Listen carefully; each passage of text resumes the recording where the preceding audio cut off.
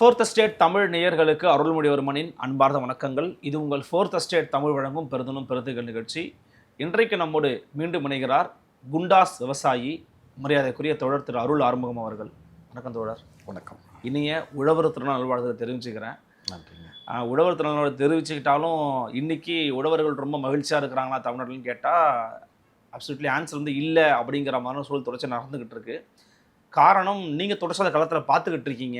இன்றைக்கி கூட ஒரு செய்தியை கேள்விப்பட முடிஞ்சது. தொடர்ச்சியாக விவசாய பெருங்குடி மக்களுக்காக களத்தில் நிற்கக்கூடிய உங்களோட சக தோழராக திகழக்கூடிய திரு ஈசன் அவர்களை கூட தமிழ்நாடு காவல்துறை கைது பண்ணியிருக்கிறாங்க அப்படிங்கிற செய்தி கேள்விப்பட்டோம். அது துவங்கலாம் நினைக்கிறேன். என்ன காரணம், எதனால் கைது செய்யப்பட்டார்? பேசிக்கிட்டு தானே இருந்தார், களத்தில் இருந்தார், என்னாச்சு தோழருக்கு? தமிழக விவசாயிகள் பாதுகாப்பு சங்கம் வந்து பல்வேறு கட்ட பிரச்சனைகளை எடுத்து பேசிகிட்டு இருக்குது. அதில் குறிப்பாக வந்து இந்த கறிக்கோழி வளர்ப்பக்கூடிய ஒரு பிரச்சனை இருந்தது. கடந்த 15-20 வருஷமாக வந்து பார்த்திங்கன்னா ரொம்ப குறைந்த சொற்பமான ஒரு தொகை தான் தராங்க. ஒரு கிலோவுக்கு வந்து 6 ரூபா இல்லை 7 ரூபா வரைக்கும் தான் வந்து கொடுத்துட்ருக்குறாங்க. இன்றைக்கி அந்த நிறுவனங்கள் வந்து 170-180ங்கிற விலைக்கு வெளியே விற்றாலும் விவசாயிகளுக்கு இவர்கள் கொடுக்கக்கூடிய தொகை ஒரு கிலோவுக்கு 6 ரூபாய் 50 காசு. 6 ரூபா? ஆமாம். ஓகே. அப்போது இது கட்டுப்படி ஆகாத விலை. பல்வேறு கட்ட இன்றைக்கி எல்லாமே விலை. அந்த விவசாய நிலம், அதுக்கான உள்ளார வேலை செய்யக்கூடிய கூலி ஆட்களுடைய இது எல்லாமே ஏறி போச்சு. மின் கட்டணம் அனைத்துமே ஏறி போச்சு. அப்படி இருக்கும் பொழுது இவர்களுக்கு கட்டுப்படியான விலை கிடைக்கல. அப்போ இவர்கள் தொடர்ச்சியாக கடந்த 4-5 மாதங்களாக தமிழக விவசாயிகள் பாதுகாப்பு சங்கம் வந்து இந்த கறிக்கோழிக்கு வந்து போதுமான விலை கிடைக்கல அப்படின்றத தொடர்ச்சியாக இவங்க சொல்லிட்டு வராங்க.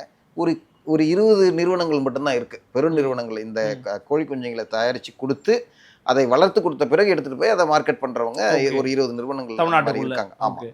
அப்போ இந்த 20 நிறுவனங்களுக்கு இவர்கள் தொடர்ச்சியாக சொல்கிறாங்க, அரசு அலுவலர்கள்ட்டையும் வந்து இந்த மாதிரி பிரச்சனைகள் இருக்குது, நீங்கள் தலையிடணும்னு சொல்லி தொடர்ச்சியாக கோரிக்கைகள் வைக்கிறாங்க. ஆனால் எந்த கோரிக்கையும் செவி சாய்க்கவில்லை. காரணம் என்னென்னா, இதுக்கு வந்து ஒரு முறைப்படுத்தப்பட்ட ஒரு ஆணையமோ இல்லை வேறு எதுவுமே கிடையாது. ஓகே. கோழியை விற்கிறதுக்கு மறுபுறம் அந்த கார்பரேட்டுகளுக்கு ஆதரவாக செயல்படுறதுக்கெல்லாம் இருக்குது ஆணையங்கள். விவசாயிகளுக்காக நிற்கிறதுக்கு எந்த ஆணையமும் இல்லை. விவசாயத்துறை அமைச்சர் இருக்கிறாரு, விவசாயி இழிச்சவன். விவசாயத்துறை அமைச்சர் இருக்கிறாருன்னா அந்த அமைச்சகம் வந்து இதில் தலையிடாது. ஓகே. அந்த மாதிரி தான் இந்த சூழல் இருக்கு. ஆமாம்.